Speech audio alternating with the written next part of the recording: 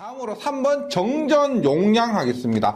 우리 저번 시간에 선로 정수 중에서 저항 R, 그 다음에 인덕턴스 L을 했고요. 이번 시간에 정전 용량 C를 합니다. 그리고 컨덕턴스, 누설 컨덕턴스 G는 그게 크지가 않거든요. 그래서 컨덕턴스에 대해서는 하지 않고 정전 용량으로 마지막으로 이 선로 정수에 대해서 마무리하겠습니다. 정전 용량에서 보시면 선로 자체는 항상 대지 정전 용량 CS와 상호 정전 용량 CM이 존재하는데요.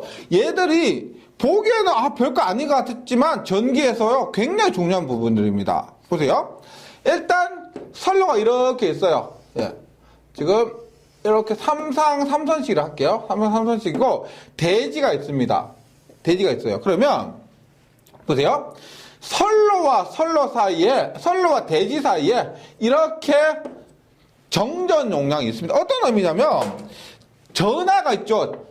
땅과 전선 사이에 전하가 이렇게 플러스 Q, 마이너스 Q, 마이너스 Q 이렇게 충전이 된다는 거예요. 전하가 저장이 된다는 겁니다. 이렇게. 그래서 A, B, C상이라고 했을 때요. A, B, C상이라고 했을 때 A상에 의해서 뭐 C상도 그렇지만 B상도 그 다음에 A상도 이렇게 CS가 존재합니다. CS를 요 놈을 우리가 뭐라고 하냐면은 대지 정전 용량이라고 그래요. 즉 전선과 대지 사이에 전하가 축적된다는 겁니다. 그 다음에 보세요. 선 간에 A와 B 사이에 B와 C 사이에 그 다음에 A와 C 사이에 이렇게 존재하는 요것을 우리가 상호 인덕턴스 할 때 M이라 하죠. 뮤추얼 인덕턴스 할 때도 우리가 M이라 썼던 것처럼 상호 간의 정전 용량 할 때도 CM이라 그럽니다. CM. 그래서 이놈을 상호 정전 용량이라 그래요. 상호 정전 용량. 즉 어떻게 여기에 뭐 플러스, 여기에 마이너스 이렇게 전선과 전선 사이에 전하가 축적이 된다는 거예요. 이게 굉장히 중요합니다. 나중에도 또 지금 여기서 쓰고 나서 버려지는 것이 아니고 나중에 보세요. 뭐 지락사고라는 게 있어요. 나중에 한 바퀴 돌고 다시 오시면 되겠지만 이 지락전류라는 게 이 정전 용량을 타고 땅에서 전선으로 타고 올라가요. 이럴 때도 이 정전 용량이 필요합니다. 그래서 이 개념을 일단 알아 놓으시고요. 따라서 보세요. 지금 작용 정전 용량이라 하면은 작용 정전 용량이라는 것은 여기에서 전체 한 선당 얘기하는 겁니다. 전체가 아니고요. 작용 정전 용량에서 여기서 작용은 한 선당 정전 용량을 얘기합니다. 이때는 뭐다? 대지 정전 용량 플러스 뭐 상호 정전 용량으로 구한다는 겁니다. 그러면 볼게요. 지금 삼상 1회선에서 정전 용량을 구하는데 이 공식은 또 굉장히 중요하기 때문에요. 한번 보도록 할게요. 지금 여기에서 보세요. 다시 말씀드리지만 얘는 한 선당의 정전 용량입니다. 한 선당이에요. 여기에서 대지가 이렇게 있습니다. 대지가 이렇게 있을 때 보세요. 지금 CS가 이렇게 있다고 했어요. 전선과 대지 사이의 정전 용량 CS요. CS가 이렇게 있습니다. 그 다음에 상호 정전 용량을 지금 좀 알기 쉽게 델타 결선으로 이렇게 얘기를 합니다. 보세요. 델타 결선이에요. 그런데 얘를 보세요. CM이라고 했을 때 Y결선으로 변해야 한 선당을 구할 수가 있습니다. 회로 이론을 공부할 때도 나오거든요.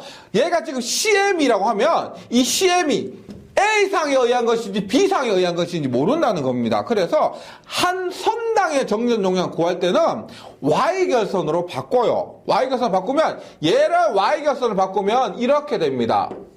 그죠? 지금 책에 있지만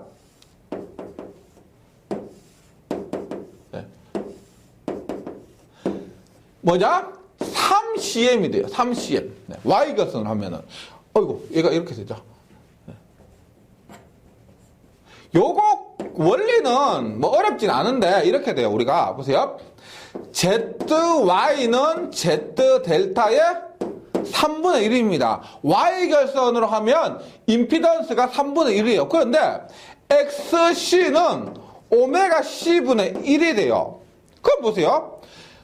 우리가 콘덴서를 델타 결선에서 Y 결선으로 바꾸잖아요. 이렇게 Y 결선을 바꾸게 되면은 임피던스가 어떻게 돼요? 델타로 하면은 ZY는 델타의 3분의 1이 된다는 겁니다. 3분의 1이 되려면 근데 C값은 어떻게 C값 오메가 C분의 1이에요. XC는 요 XC를 Z라고 보시면 XC는 오메가 C분의 1로서 C값이 반비례하게 되는 겁니다. 따라서 임피던스가 3분의 1로 되면 이 C값은 얼마가 된다? 3배가 돼야 되는 거예요. 3배가요. 그래서 교재에 있는 그 과정이 이렇게 되는 겁니다. 델타를 Y로 바꾸면, 이 델타를 Y로 바꾸면 얼마? CM이 3CM, 3CM, 3CM 이렇게 바뀐다는 거죠. 네. 그러면 보세요. 요거 다시 이렇게 나타내면 어떻게 된다? 보세요. 요렇게 보면은 보세요. CS, 각 상마다 CS가 이렇게 있었죠. CS인데, 지금 보세요. 여기 CS 있고, 요거 얼마, 요거 3CM이죠. 3CM이 이렇게 생기게 되는 겁니다. 그 다음 B상에도 똑같이 CS와 3CM. 예. C상에도 똑같이 CS와 3CM 이렇게 생긴다는 거죠. 그래서 이 과정을 꼼꼼하게 하실 필요까지 없고요. 이 공식 자체가 유명하기 때문에 보세요. 콘덴서는 자기하게 삽니다. 콘덴서는 병렬 연결일 때 더해요. 그냥. 그래서 한 상의 정전 용량 C는 한 상의 작용 정전 용량 혹은 부분 정전 용량이라고 그럽니다. 부분 정전 용량, 작용 정전 용량은 한 상에 얼마? 그냥 CS 플러스 3CM 이렇게 되는 거예요. 네. 이것이 3상 1회선에서 한 선당 작용하는 작용 정전 용량 혹은 부분 정전 용량 이렇게 얘기를 하는 겁니다. 네. 그리고 콘덴서가 CS와 3CM이 병렬인데 왜 이렇게 더하느냐 하는 것은 자기학에서 확인하셔야 돼요. 만약에 자기학 공부하지 않으셨으면 외워주시고요. 이렇게 하시면 됩니다. 네. 그래서 다시 요거 굉장히 중요하거든요. 네. 3상 1회선에서 한 선단 작용하는 정전 용량입니다. 네. 요거 꼭 기억해 주시고, 그 다음에 얘는 3상이었고요. 단상을 한번 보세요. 단상. 단상은 이렇게 두 가닥이죠. 맞죠? 두 가닥이고, 이렇게 했을 때 보세요. 지금 얘도 CS가 있을 것이고요. CS가 있을 것이고, 얘도 CS가 있을 것이고, 상호간에 얼마? CM이 있을 겁니다. CM이요. 그런데, 보세요. 직렬로 연결해서 합성 전정 용량이 CM이 돼요. CM이 돼요. 그러면 이것도 자기학에서 공부하게 되면 이렇게 됩니다. 보세요. 얼마 된다? CS와 얘가 뭐다? 한 상당 ECM과 ECM이 직렬로 연결되면 합하면 CM이 됩니다. 콘덴서는 그래요. 예. 그래서 한 상당 얼마? 얘가 CS고 한 상당은 얼마? ECM이 되는 겁니다. ECM. 네. 이렇게 되는 거예요. 따라서 지금 제가 설명드린 부분을 깊이 있게 유도까지 안 하셔도 됩니다. 그러면 결론적으로 보세요. 지금 작용 전종 용량에서 3상에서는 얼마? CS 플러스 3CM이 되고 단상에서는 얼마? CS 플러스 ECM이 됩니다. 그러니까 어렵진 않죠. 공식 자체가 어렵진 않는데 꼭 기억을 해주시기 바랍니다. 이렇게 됩니다. 그래서 한 상당 작용 정전 용량 혹은 부분 정전 용량은 이렇게 된다. 그리고 한 선당 작용 정전 용량이 있습니다. 보세요. 이 값이에요. 이 값을 우리가 보세요. 인덕턴스가 어떻게 했어요? Li 플러스 Lm에 그랬죠. 합성 인덕턴스는 자기 인덕턴스 플러스 상호 인덕턴스였습니다. 인덕턴스에서는 우리가 그냥 더하면 되는데 이 값이 얼마였다? 0.05 플러스 0.4605의 로그 R분의 D였어요. 로그 R분의 D인데 지금 정전 용량도 얼마죠? C는 CS 플러스 3CM이에요. 이렇게 구할 수도 있고, 또, 이렇게 보세요. 등가 반지름이나 등가 선간 거리가 주어졌을 때 얼마? 꼭 외워주세요. 0.02413의 로그의 R분의 T입니다. 얘는 마이크로 페라 퍼 킬로미터예요. 네. 앞에서 얘들 단위가 뭐예요? 미리헬리 퍼 킬로미터였는데 여기에서는 마이크로 페라 퍼 킬로미터가 된다는 겁니다. 네. 그래서 작용 정전 용량 요 공식 있죠. 네. 요 공식을 이렇게 반지름과 선간 거리가 주어져서 이렇게 구해야 될 경우도 있고요. 혹은 대지 정전 용량과 상호 정전 용량을 주어져서 이렇게 구해야 될 경우도 있습니다. 그 결과는 어렵지 않은데 같다는 거 기억을 해주시기 바랍니다. 그리고 만약에 작용 정전 용량 자체가 이 값이 만약에 복도체라고 하면은 등가 반지름만 루트 RS n-1승분의 n제곱군 해서 교재에 있는 것처럼 복도체일 때는 요것만 해주시면 됩니다. 네. 우리가 인덕턴스 L 때도 복도체일 때는 n분의 1로 나눠주고요. R을 루트 R의 ns-1승분의 n제곱군을 했던 것처럼 여기에서도 등가 반지름의 R에 복도체 공식을 적용하시면 된다는 겁니다. 네, 이렇게 하고요. 그 다음 이거 원래 궁금하신 분은 있죠. 원래 이거는 뭐냐면 자기학에서 2파이분의 뮤의 L의 A분의 D고요. 요 방식은 뭐냐면 L의 A분의 D에 2파이 엡실론 파이 엡실론 2파이 엡실론 이런 공식에서 유도된 겁니다. 자기학에서 하는 거니까 전략에서는 안 하셔도 돼요. 네. 그런 과정이 있다는 거 정도만 기억해 주시면 되겠습니다. 네. 그 다음에 맨 밑에 공식 보시면 간혹 공식으로만 출제되는 문제가 있습니다. 3상 1에서는 경우 대지 정전 용량이에요. 대지 정전 용량. 3상 1에서는 경우 대지 정전 용량 CS가 얼마냐? 로그 10에 RD의 자승은 8H 세제곱분의 0.02413 마이크로페라 퍼 킬로미터가 됩니다. 네. 여기가 얼마다? 로그 R분의 D가 아니고요. 로그의 RD 자승은 8H의 세제곱, 즉 높이가 주어졌을 때는 전선으로부터 대지까지 높이가 주어졌을 때는 그런 방법으로 구한다는 겁니다. 요거는 공식 정도만 숙지해 주시면 되고요. 문제에서 있으니까 공식 암기만 해주시기 바랍니다. 네. 그래서 선로정수에서 정전 용량이었습니다. 선로정수의 정전 용량 반드시 공식 기억을 해주시고요. 그 다음에 뭐가 있냐면 지중전선로가 있습니다. 보세요. 지중전선로.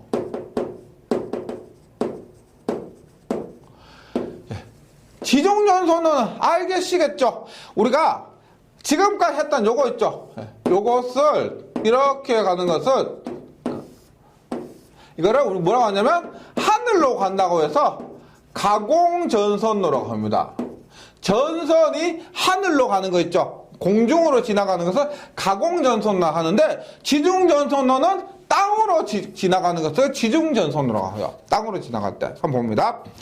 이런 거 실기에서 자주 나오죠. 지중전선로의 장점 몇 가지, 단점 몇 가지 이런 것들이에요. 봅니다.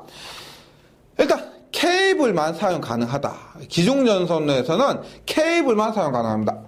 중요한 거요. 지중에서는 제가 첫 시간에 말씀드렸죠.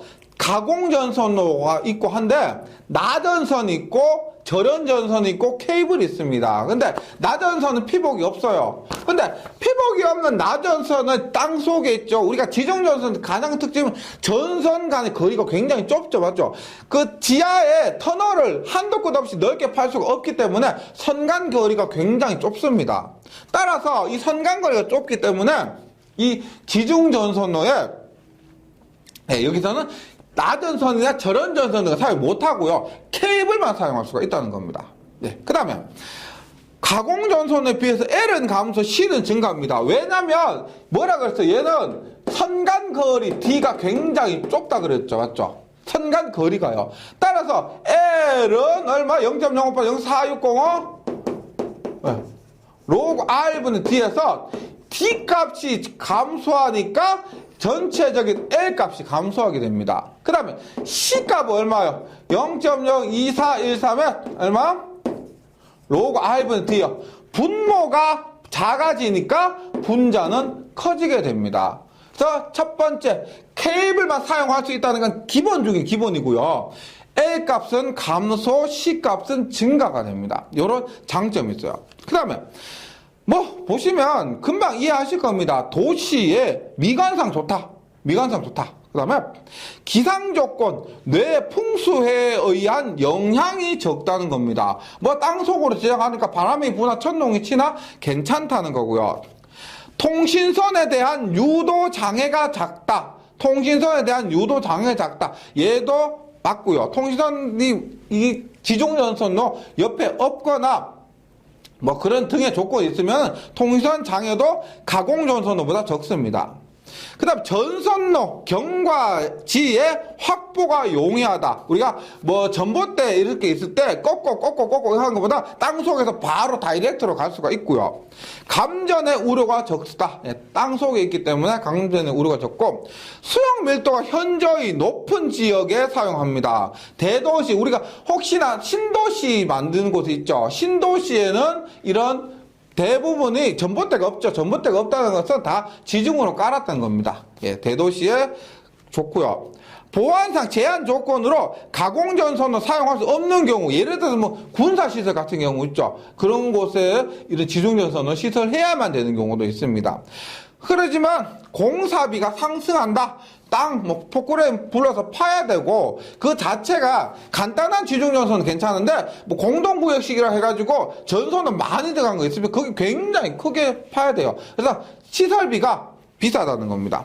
고당의 발견 보수가 어렵습니다. 우리가 가공전선은 고당에 나왔으면 눈에 보이죠. 전선에 탔으면 타는 거 보이는데, 땅 속에 있기 때문에, 그런 발견이 어렵다는 겁니다. 그 다음에, 3번 가시면, 2번 가시면, 지중전선로에 부설 방식이 있습니다. 지중전선로 땅에 매설하는 방식이에요. 여기에는 직매식이 있고요. 관로식이 있고, 그 다음에 공동구역식, 암거식이 있습니다. 보세요. 어렵지 않고요. 직접 매설식은 콘크리트, 트러프 등을 이용해서 케이블을 직접 매설하는 겁니다. 예. 그러니까 무슨 맨홀에 공구를 치고 이런 것보다 그 땅을 파서요. 묶고 그 다음에 트러프 이런 걸로 덮어요. 덮어서 제일 간단하게 시설하는 것이 직매식이고 직접 매설식이고, 관로식은 그 관을 만드는 겁니다. 관마다 맨홀 있죠. 우리가 상수도, 오수도 그런 관처럼 관 만들고 그 다음에 그 일정한 거리마다 맨홀을 만들어요. 맨홀을 만들어서 확인하고 점검하고 하는 겁니다. 그래서 관 자체와 맨홀을 만드는 것이 관로식입니다. 철근 콘크리트 관 등을 부설하는 관 상호관을 연결한 맨홀을 통해서 케이블을 인입하는 방식. 하수도관이라고 생각하시면 돼요. 그런 곳에 케이블만 넣는 겁니다. 전력구식이에요. 전력구식은 뭐냐면, 우리가 전력구식과 암거식이 조금 다른데, 전력구식은 그 관 안에 파죠. 거기에 가스관, 전기관, 그 다음 수도관 다 넣는 거예요. 신도시 같은 경우 가스관 따로, 전기관 따로 뭐 이런 거 다 하는 것이 아니라 그 큰 관 안에 전부 다 넣는 겁니다. 그래서 이것을 전력구식이라고, 암거식은 안에 회선을 많이 넣는 거예요. 회선을 많이 넣는 거기 때문에 뭐 거의 비슷하다고 보실 수가 있습니다. 그래서 터널과 같은 콘크리트 구조물 설치해서요. 터널 같은 거 굉장히 크겠죠. 다회선의 케이블을 수용하는 방식이 되겠습니다. 전력식 암거식이요. 그 다음에 한 번에 지중전선로 시설 원칙이 있는데요. 얘는 우리가 전기 설비 기술 기준 및 판단 기준에서 그때 더 자세하게 하게 됩니다. 이것 시설 기준, 판단 기준에서 굉장히 중요한 요소거든요. 그래서 한번 읽어봐 볼게요. 일단 직접 매설식에서 매설 깊이가 있는데, 차량이나 기타 중량물의 압력을 받을 장소 1점이 받지 않으면 0.6. 예, 그 다음에 관로식에서 지중함의 크기는 1세제곱미터 이상의 가스 발산 통풍 장치를 시설할 것. 예, 이런 것들고. 그 다음에 지중선과 가공전선 접속 시 지중전선 노출 부분의 방호 범위는 지표상 2에서 지중 20cm까지. 그러니까 전력에서는 이런 게 있다 정도만 해주시고, 자세한 거 암기하는 것은 전기 설비 과목에서 해주시기 바랍니다. 그 다음에 지중전선로에서 중요한 것이 케이블의 보수, 그 다음 고장 탐지 이런 것들입니다. 보세요. 일단 케이블의 보수나 측정인데, 이게 지중전선로가 가공전선로와 다르게 보이지가 않습니다. 눈에 보이지가 않기 때문에 이런 방법이 뭐 고장 났는가, 절연이 파괴됐는가 이런 거 측정하는 방법이 특별하다는 겁니다. 그래서 선로 측정에서 유전체 역률 측정이라는 게 있습니다. 유전체 역률 측정이란 것도 우리가 전기 자기약 과목 맨 마지막 장에 가면은 거기에서 유전체 역률이라고 해서 탄젠트 델타, 유전 손실 정점이라는 것을 배웁니다. 그것을 측정하는 거예요. 탄젠트 델타, 유전 손실 정점, 우리가 유전체 역률 측정입니다. 뭐냐? 절연체가 열화된 케이블은 전압이 어떤 값 이상으로 되면 유전체 역률이 급격히 커짐으로 이것을 측정하는 겁니다. 즉, 탄젠트 델타, 유전체 역률을 측정하면 이것의 절연체가 노화되었는지 안 되었는지를 측정할 수가 있다는 겁니다. 절연체가 열화되었는지 안 되었는지, 노화되었는지 안 노화되었는지 그런 것들을 측정할 수가 있다. 유전체 역률 측정 탄젠트 델타법 이렇게 얘기도 합니다. 그 다음에 직률 누설전류 측정입니다. 제가 앞에서 말씀드렸지만 누설전류라는 것은 크면 클수록 안 좋아요. 작아야 좋습니다. 그래서 이것을 어떤 값 이상 넘지 않도록 확인하는 겁니다. 케이블의 도체와 차폐층 간, 도체란 것은 구리를 얘기하고요. 차폐층 간은 그것을 절연한 겁니다. 네. 그래서 도체와 차폐층 간 또는 도체 상호 간에 직류 고압을 가해서 흐르는 누설전류가 일정 값 이상으로 되거나 시간의 경과와 더불어 누설전류 크기가 증가하면 절연체가 절연 열화되었다는 것을 확인할 수가 있다는 겁니다. 그래서 누설전류 측정, 그 다음에 유전체 역률 측정으로 통해서 얘가 열화되었는지, 전선에 문제가 있는지를 측정하는 거예요. 즉, 전선 자체에 문제가 있는 것을 측정하는 것이 이거고요. 그 다음에 고장 탐지는 뭐냐?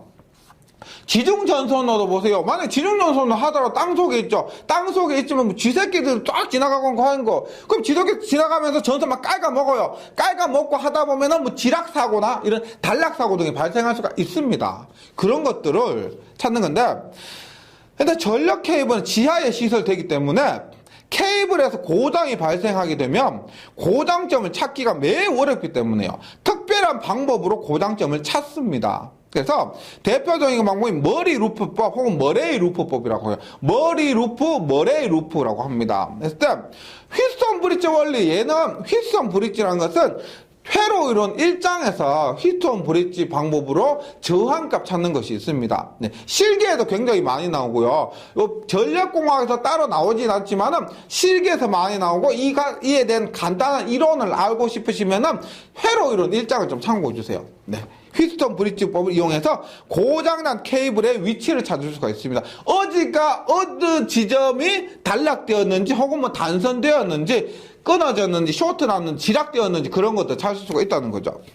펄스 레이더법은 뭐겠어요? 펄스를 쏜다는 겁니다. 펄스가, 우리 펄스, 이 시간 자체가 굉장히 정확하기 때문에 펄스를 쐈습니다. 쏴서 끊어지는 점이 있어요. 그러면 쏴서 갔다가 오는 시간이 있겠죠. 갔다가 오는 시간을 가지고 거리를 측정할 수가 있는 거예요. 네, 그런 겁니다. 그래서 케이블이 단선된 경우에 적용하는 방법으로 단선이라면 말 끊어졌다는 거죠. 단선된 케이블의 한쪽 끝에서 펄스를 보내면 고장점에서 반사되어 돌아오는데 이 시간을 측정해서 고장점의 위치를 파악할 수가 있다는 겁니다. 네. 뭐 자기약이나 회로에서 시간을 배우는 우리 파장 구하는 공식 이런 것들 가지고 간단하게 측정할 수가 있는 거죠.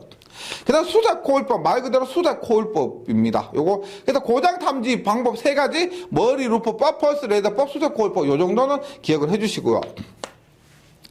그 다음 전기 방식법. 방식이 뭘까요? 방식은 부식 방지라는 겁니다. 우리가 땅속으로 전류가 흐르잖아요. 땅속으로 이렇게 전류가 흐르면 누설전류에서 전류가 흐르면 그 전류에 의해서 부식이 됩니다. 방식이 되는 거. 그래서 부식이 되기 때문에 그 전류를 방지해서 방식하는 거예요. 부식을 방지하는 겁니다. 그 방법으로는 유전 양극 방식과 외부 전원 방식, 그러니까 지금 얘기하는 건 뭐냐면 누설 전류를 다른 데로 차단시키는 거예요. 그리고 그래서 유전 양극, 외부 전원, 배류 방식, 배류라는 건 전류를 뺀다는 겁니다. 그런 방식으로 전기 부식을 방지할 수가 있다. 이렇게요. 그 다음에 코로나 한번 보겠습니다. 코로나 얘기를 했는데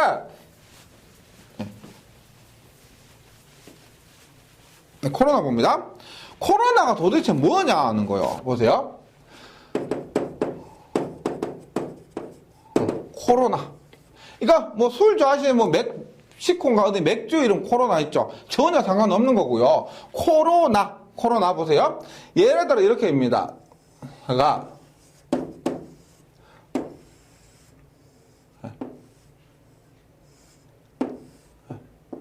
예를 들어 이렇게 보세요. 이 간격이요. 이 간격이 1cm, 1cm. 그럼 보세요. 여기 지금 공기 중이에요. 공기 중. 공기니까 당연히 전기 안 통할 겁니다. 그래서 스텝 1V부터 천천히 이렇게 옮겨. 10V 돼도 안 통하고요. 100V 돼도 안 통하고 1000V 돼도 안 통, 10,000V 돼도 안 통해요. 공기 아시죠? 공기는 전기를 통하는 게 아닙니다. 아닌데 1cm를 두고 교류 21kV, 즉 21,000V를 가하니까 공기에 이 공기가 전기 안 통해야 정상인데 이렇게 높은 전압을 가하니까 공기 중에 절연이 파괴되더라는 겁니다. 파괴되니까 어떻게 돼요? 이렇게 전기가 빵 흘러버린다는 겁니다. 이렇게 돼서 방전이 되는 거예요. 그런데 교류는 21kV고요. 직류는 30kV입니다. 왜 이렇게 차이가 나냐면 교류는 실효값이죠. 맞죠? 교류는 실효값이고 직류는 실효값과 최대값이 똑같습니다. 그럼 얘 최대값 얼마요? 여기에 실효값에 루트 곱하면 약 28, 29, 뭐 한 30 정도 돼요. 그래서 결론은 똑같습니다.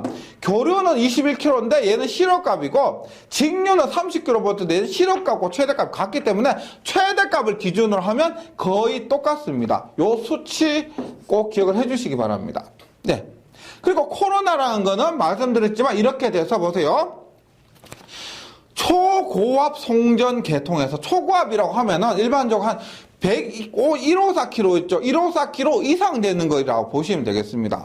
초고압 송전 계통에서 전선 표면의 전위 경도가 높을 경우, 전위 경도라는 것은 요거 21kV, 지금 센티미터죠. 1cm 21kV 요렇게 이런 전압이 높아질 경우에 가해지는 전압이 높아질 경우에 전선 주위의 공기가 절연이 파괴되면서 발생하는 일종의 부분 방전 현상이다. 이것이 코로나가 됩니다. 그래서 공기의 절연 파괴 전압이 얼마냐? 직류는 30kV/cm고 교류는 21kV/cm가 된다는 겁니다. 이게 우리가 낮은 전압에서는 별로 신경 안 쓰셔도 돼요. 낮은 전압에서는 괜찮은데 초고압, 굉장히 큰 높은 전압에서는 이게 우리가 특별히 그 고속도로 지나가다 보면 있는 철탑들 있죠. 그런 철탑들 154kV 이상이에요. 그러면은 그런 것들 전력 손실 발생하고 소음 발생하고 이런 문제들이 많다는 겁니다. 그래서 봅니다. 코로나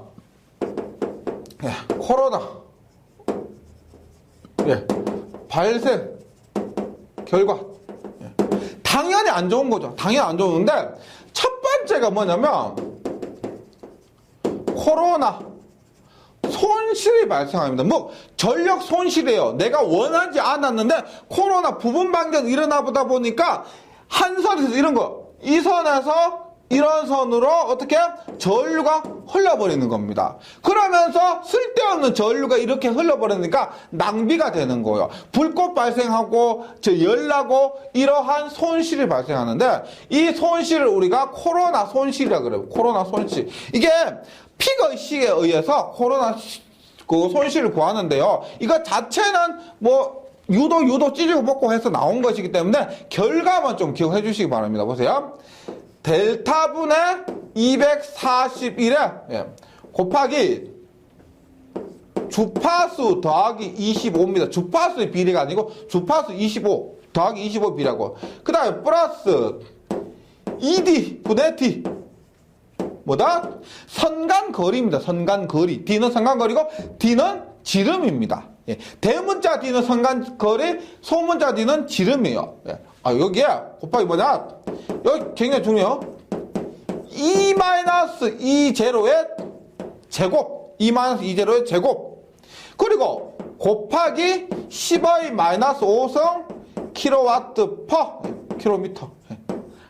한 선당 이만큼의 전력 손실을 발생한다는 겁니다. 그럼 보세요. 우리가 델타는 뭐라고 되어 있어요? 상대 공기 밀도라고 되어 있습니다. 상대 공기 밀도. 보세요. 델타는 상대 공기 밀도인데, 얘는 기압, 온도요. 기압이 높을수록 그 다음에 온도가 낮을수록 커진다는 겁니다. 델타 꼭 기억해 주세요. 온도분의 기압인데, 이것이 기압이 높을수록 델타는 작아지죠. 맞죠? 그 다음에 온도가 높을수록 어떻게 돼? 온도가 높을수록 얘는 작아지니까, 그러니까 요 값 자체가 다시 보세요. 기압이 커지면은 델타가 커져요. 그러면은 얘는 작아진다는 겁니다. 네. 지금 얘기한 거는 이거 코로나 손실과 얘기를 하는 거예요. 그 다음에 온도가 높아질수록 얘는 작아지니까, 얘가 작아지면 얘는 커진다는 겁니다. 온도가 강렬해서. 요 상대 공기 밀도 기억을 해주시고요. 그 다음에 주파수 더하기 25. 주파수에 25를 더한 값과 비례한다. 그 다음에 D는 선간거리, D는 지름입니다. 지름. 그런데 요 놈 우리가 이렇게 할 수 있죠. 보세요. 루트에 2R분의 2D니까 반지름으로 두면은 어떻게 된다? D분의 R. 즉, 선간거리 분의 반지름 R로 나타낼 수도 있습니다. 예. D는 2R이니까요. 지름은 2 곱하기 반지름이니까 이렇게 나타낼 수도 있고. 그 다음에 요 값이 뭐냐? 요게 종류요. E가 뭐라고 되어 있어요? E가 대지전압입니다. 대지전압. 대지전압이고, E0가 우리가 코로나 임계전압이에요. 코로나 발생하는 전압입니다. 보세요. 대지전압이라는 것은 꼭 기억을 해주세요. 네. 요 전기 자체에서 굉장히 중요한 겁니다. 보세요. 대지전압이라는 것 자체는 네. 전선과 대지 사이의 전압을 얘기해요. 전선과 대지 사이의 전압. 그러면 무조건 있죠. 무조건 얘는 삼상에서, 단상이 아니고 삼상에서 무조건 있죠. 선간전압 나누기 루트 3을 합니다. 선간전압 나누기 루트 3. 이게 대지전압 구하는 공식이에요. Y결선이나 델타결선은 똑같습니다. 따라서 보세요. Y결선에서는 보세요. 대지전압은 상전압과 같아요. 왜? Y결선에서 선간전압 나누기 루트 3 하면 상전압이죠. 맞죠? Y결선은 이렇게 돼요. 그래서 Y결선에서 대지전압은 상전압과 같습니다. 그럼 델타결선은 어떻게 돼요? 델타결선에서는 선간전압과 상전압이 같죠? 상전압이 같은데 대지전압은 루트 3분의 선간전압. 이렇게 되는 겁니다. 요거 제가 나오면 또 말씀드리겠지만 이 대지전압에 대해서 굉장히 혼동 느끼시는 분이 많습니다. 근데 대지전압에 대해서 혼동 안 느끼시려면 요거 기억하시면 돼요. 대지전압은 루트 3분의 선간전압이에요. 루트 3분의 선간전압. 삼상에서 요거 기억하시면 돼요. 네. 나중에 또 제가 설명드리겠습니다. 그리고 선간전압 루트 3은 나누는 값이고, E0가 뭐냐면 이것이 E가 지금 대지전압이에요. E0가 뭐다? 코로나 임계전압이요. 즉 코로나가 발생하기 시작하는 전압, 방전을 시작하는 전압이에요. 그럼 이 방전을 시작하는 전압이니까 코로나 임계전압 당연히 높으면 높을수록 좋죠. 코로나가 발생하니까 10kV에서 발생하는 것보다 20kV에서 발생하는 게 낫고 20kV보다 30kV에서 방전하는 게 낫다는 겁니다. 그래서 코로나 임계전압은 무조건 클수록 좋은 거예요. 네, 이런 거. 코로나 손실. 그 다음에 나머지 것들은 크게 쉽습니다. 2번에 코로나 손실고 코로나 잡음. 네. 이게 있죠. 뭐 비 오는 날 일부러 이 소리 들으려고 철딱분자 가시면 안 되겠지만 코로나 방전이 되지 않은 그러면 지지직 이런 방전에 의한 소음이 발생합니다. 코로나 잡음 발생. 그 다음에 세 번째 고조파. 파형이 일그러진다는 겁니다. 일반 정연파에 코로나에 의한 외형파가 섞여져서 파형이 일그러져요. 파형이 일그러집니다. 코로나 고조파 발생. 그래서 파형 일그러진다. 그 다음에 네 번째 보세요. 요게 바인드성 부식인데 보세요. 오존이요. 오존이나 산화질소. 산화질소 이런 것들이 코로나 방전에 발생하면 오존이나 산화질소 이런 것들이 우리가 그 수분 있죠. 수분. 이 코로나에는 언제 많이 발생하냐면 물기가 많은 비 오는 날 있죠. 그런 날 절연이 더 빨리 파괴됩니다. 그래서 이런 수분 혹은 습기 등과 합쳐져서 뭐 질산 혹은 초산이라 그래요. 질산 혹은 초산에 의한 전선 바인드선이 부식입니다. 여기에서 초산, 뭐 질산이라 할게요. 질산 혹은 초산이라 그래요. 어떤 데는 질산, 어떤 데는 초산이 그럽니다. 에 의해 네. 부식 발생이 부식이 발생한다. 이런 것들. 오존 및 산화질소가 수분과 합쳐져서 질산 혹은 초산에 의해서 전선 바인드선이 부식한다는 겁니다. 요거 잘 기억해 주시고요. 그 다음에 그럼 여기에서 중요한 게 뭐냐면 코로나 임계 전압이에요. 코로나 임계 전압.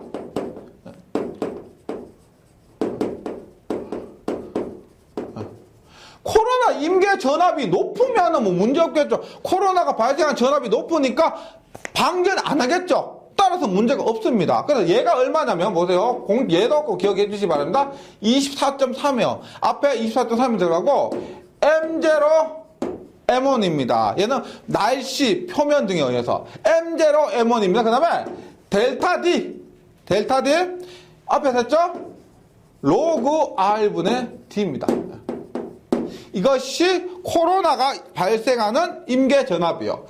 단위는 킬로볼트요. 송전에서 웬만한 킬로볼트고요. 봅니다.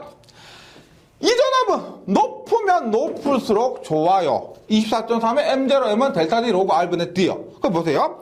일단 M0는 뭐냐? 표면 개수입니다. 표면 개수. 보세요. 우리가 단선이면 이렇게 매끈할 겁니다. 단선은요. 그런데 연선이면 이렇게 표면 이렇게 울퉁불퉁 하겠죠. 울퉁불퉁 할 겁니다. 그러면 얘가 뾰족한 이 부분이 지금 뾰족하죠, 맞죠? 뾰족합니다. 따라서 코로나 발생 전압이 더 낮다는 거예요, 얘가. 그래서 단선은 1이나 뭐 ACSR 같은 경우 0.8 정도인데 단선이 코로나 임계 전압이 1이니까 더 높다는 겁니다. 그래서 여기 표면 개수. 그 다음 M1은 뭐라고 되어 있어요? 날씨 기상 개수입니다. 날씨 기상 개수. 즉 여기가 비 오고, 비 오면 어떻게 돼요? 습기 많죠? 습기 많으면 전선과 전선에 습기가 꽉 있으면 그 방전이 더 많아질 겁니다. 비가 오는 날 코로나 방전이 더 많습니다. 그 다음, 만약에 얘가 건조하다, 그러면 이 값이 높을 것이고, 습기가 많다, 비가 온다, 그러면 이 값이 낮을 겁니다. 그 다음, 델타는 앞에서 뭐라 그랬어요? 온도분의 기압에서 상대 공기 밀도라고 했죠? 상대 공기 밀도, 온도분의 기압이고요. 지금 보시면, 요거 보세요. 요게 뭐예요? 전선의 지름입니다. 전선의 지름. 요거 뭐예요? 전선의 반지름이요. 요것이 뭐냐? 선간거리입니다. 예. 여기서 한번 보세요. 여기서 한번 보세요. 이거 중요한 건데 많이 혼동하고 계세요. 혹시 로그에 10에 100이 얼마냐면 2예요. 예. 로그 10에 100을 하면 2예요. 로그 10에 1000을 하면 얼마냐면 1000을 하면 3입니다. 3. 네, 3이에요. 즉 로그 10에 만을 하면은 이게 4예요. 4. 무슨 말이냐면 보세요. 로그 안에 있는 이 값은 보세요. R분의 D 값이 지금 10배가 됐는데 얘는 1.5배밖에 안 돼요. 즉 보세요. 내가 여기서 100에서 만으로 100배를 해야만 이 값이 얼마가 돼요? 이 R분의 D값을 100배로 해야만 이 값이 겨우 2배가 되는 겁니다. 2배가 되는 거예요. 그럼 보세요. 지름, 반지름을 2배 하면은, 반지름 2배 하면은 지름도 2배가 되죠. 2배가 됩니다. 그런데 로그 안에 있는 값은 보세요. 얘가 서로 얘 2배, 얘 2배 해서 다이다이 약분되는 게 아니고 얘를 2배로 하잖아. 그러면 이 값은 별로 변동이 없습니다. 요 값은 2배 했는데 로그 안에 있기 때문에요. 겨우 100배를 해야 2배 차이가 나는 거예요. 100배야 2배 차이 나기 때문에 반지름 로그 안에서 2배 봤던 의미가 없어요. 거의 의미가 없습니다. 그런데 밖에 있는 이 지름은 어떻게 2배가 되면 코로나 인계전압 바로 2배가 되는 겁니다. 맞죠? 그래서 지금 지름이고 반지름이고 서로 약분되고 이런 게 아니고요. 로에는 반지름은 로그 안에 들어가 있기 때문에 크게 의미가 없다는 겁니다. 네, 그래서 앞에서 이런 거 있었죠. 우리가 1장에서 했었고 2장에서 했었습니다. 보세요. 뭐 ACSR도 그렇고 네, ACSR도 그렇고 중공연선도 그렇고 한번 확인해 보시면 얘는 반지름 혹은 지름이 커요. 맞죠? 따라서 뭐다? 코로나 임계전압이 높습니다. 임계전압이 높아요. 그래서 코로나 방지용으로 ACSR이나 중공연선을 사용한다는 겁니다. 그 다음에 앞에서 복도체 있죠. 복도체 뭐다? 얘는 등가 반지름이 실제 반지름보다 굉장히 커요. 즉 복도체를 사용하는 가장 큰 이유는 코로나 방지예요. 코로나 방지. 왜? 복도체를 사용하면 L값 감소, C값 증가 얘도 있지만은 이거 등가 반지름을 증가시키는 겁니다. 등가 반지름을 증가시키면 이거 지름이 증가해서 코로나 임계전압이 증가해서 초고압 송전에서 가장 문제가 되는 코로나 임계전압을 높일 수가 있어서 코로나 발생을 방지할 수가 있는 거예요. 요거 기억을 해주시기 바랍니다.